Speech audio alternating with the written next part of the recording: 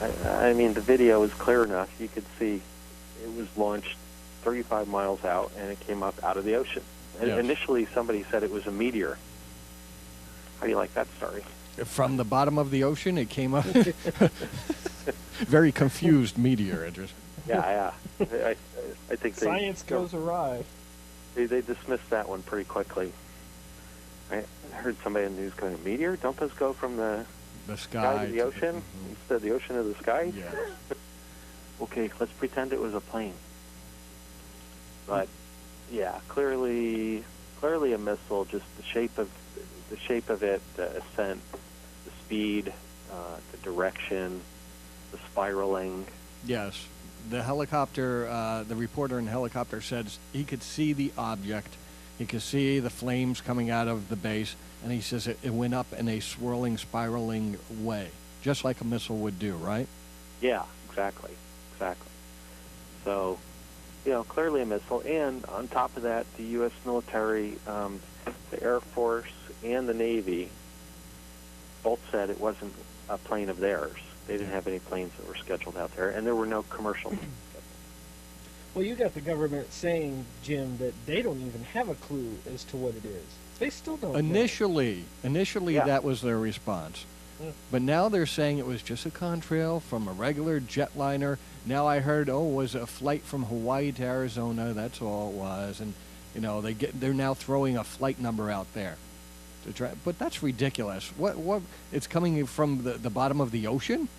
Oh, it's part submarine now. It's a hybrid plane. Yeah. I mean, it's just nonsense. Now That's why I said there's no way, unless the military somehow, without us knowing, which is their way, that they're, I know helicopters are capable of VTOL, but not too many planes, especially none that travel that fast, that quickly, and leave a contrail like that. It's a ridiculous notion, but they're counting on the public being so dumbed down, and like I said at the beginning of this, nobody looks up in the sky, and most people don't know what a contrail is. So they throw that word out there, and I never heard that, but I guess that's the answer because I don't know what it is. So I guess I'll accept that, and they just go on their merry way, and they don't give it a second. Conclude that it was a missile, and folks, we hope your brain activity is well, and you understand it was a missile. You're not buying a lie from the government, and it came from beneath the ocean. That means it came from a submarine. Mm-hmm. Not many countries have this kind of technology, and people said this was a type of missile that was intercontinental, like a ballistic missile. Clearly. Yeah, looks like an ICBM, and the only countries that have that are us, Russia, and China, really, from submarine launch capability. And the U.S. denies it was one of ours. They said, no, it's not. Wasn't a mistake. I heard an admiral on TV talking about it the first day. He said, no. He said, there's no way it could have been a mistake. He said, we have so many sail guards and protection things lined up to check and double check and double check and double check that he goes, it's impossible, like virtually impossible. Yeah, it takes several people to launch a missile like that on the submarine. Somebody can't do it unilaterally. It's impossible for a mistake to happen. So this was a missile launch that was from a nuclear submarine, and it was shot with intent. Shot with intent. It was shot on purpose, yeah. There's no way they're going to have just, a little button there and some sailors walking along on the sub and, oops, I accidentally brushed against the button and the ICBM nuclear missile went off. I sneezed and my hand hit it. Oops. Yeah, that doesn't happen. No oopses. You couldn't oops or even fire one by yourself if you tried. And we do test missiles, right? But we don't do it so close to the coast. Our missile testing is way out in the ocean. They don't want the public to see it and alarm the public.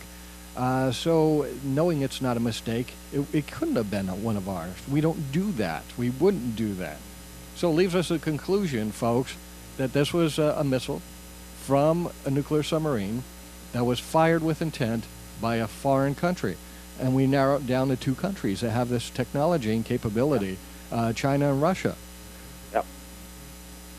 That's pretty much it, I think the only other one that may have some submarine technology, but very crude, and I don't think they have any they don't have the ICBM missile launching capability like this, is Iran. But Iran has some like old Russian technology for submarines that they bought from our friends the Russians. So, you know, but nothing over here, and nothing that could Brings up, if everything we said is true, and I think it's highly believable, then what would be the motive? Why would they do this provocative move towards this nation? What would be their motive, people would say? If it's really a foreign power, really China, why would they do this? Yeah, good question. I mean, on one hand, nobody knows, but there's some educated guesses, and one is that they were sending a message back based on Obama going over to their area. He went to India, actually, right? Visited a lot of countries there in the East as well, yeah, including Indonesia. Yeah, and in Indonesia, right? So he's in their area, and he brings along with them, 2 battleship groups and 30 military jets and over 2,000, I think, military personnel. And people are asking, like, is he invading India? A great show of military might, right? With Obama on that trip. Unprecedented. Unprecedented. I don't think we've ever had a president just travel for a friendly visit and drag along a huge portion of the military like that. And nobody knows why. Who authorized it? How did he do this? Why did he do it? Even here, nobody knows. He just did it. He's commander-in-chief. He could do whatever he wants with the military, pretty much, right? He's the king. He's king of the United States. Okay, he did a provocative move towards the east there. That might have upset them. Also, we're reading in the paper this week that they're upset that Bernanke is going to dump another $600 billion into the economy, and they're saying that's going to devalue the dollar more and give a unfair trade advantage because we're devaluing our currency even further. And they're really pissed off about that. Yeah, in the financial news, they've been calling it currency wars for the last 2 months. Yeah. Because starting September 1st, we started devaluing our dollar in a huge way. I mean, we've just since September, in about 2 months, we devalued the dollar by 10%. So it throws all kinds of trade imbalances off, but for us it's bad as Americans because our dollar's worth 10% less. And it had already taken about a 25 or 30% hit over the last 4 years. But here in 2 months, it dropped 10%. I mean, it's just like tying an anchor to the dollar and sinking it. So, yeah, internationally, there's all kinds of, as they've been calling it, currency wars going on. Yeah. Nations trying to figure out what is America doing? Why are they destroying their dollar? And they're not happy about it. And we've been putting a lot of pressure on the Chinese, and they're very resistant, very proud, and they're like, no, we don't have to play this game. We'll do what we want. Yeah. But we're really putting a lot of international pressure on them. Oh, yes, we are. Yeah. And wasn't in World War II, Japan, their reasoning anyway, I'm not saying it was valid, but their reasoning for attacking America, because we did not make any kind of military strike towards them in any way.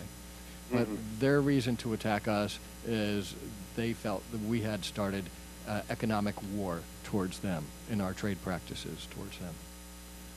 One of their excuses. Some ways they said that, right? Yeah. Right. That was one of their reasons or excuses.